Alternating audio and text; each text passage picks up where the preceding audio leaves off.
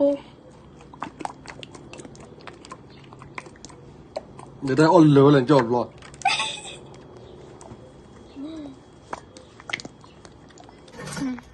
first time อะไรเอาวันนั้นรอทัดดีทดดีอันบ่อยรอ$30 30ก็ป่วยแล้วให้ลูกเชียร์30แต่ปริยัติเดี๋ยวได้กับบ้าที่บุญเล่นอะไรนะให้ทุกอ่ะกับบ่อยรอ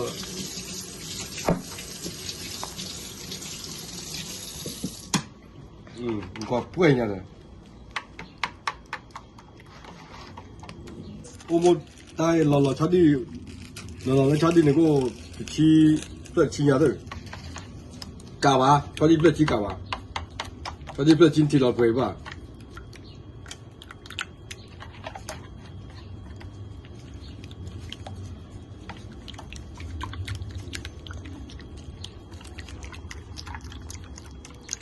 เป็นอะไรล่ะ1 minute first time มันจ่อใหญ่ผมมันหน่อยจ่อใหญ่ผมจะตอนเราอ่านน้ำร้อนนะเวียนเนี่ยพูดร้อนดอกก็จะโทษดูแลดีอันด้วยไว้เอาไว้ the first time ละเอาวันน้ำร้อน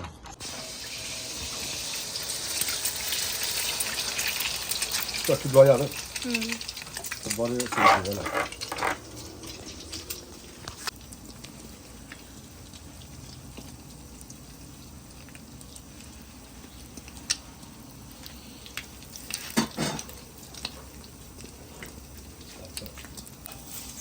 เราเว้ย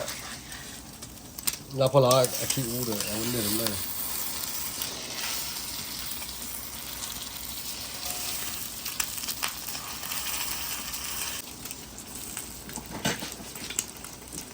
ดีเลย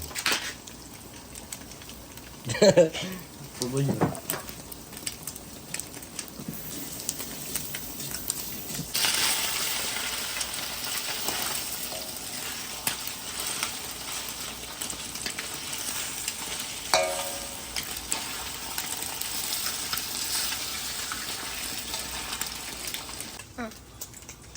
จ่อกันเลยวะ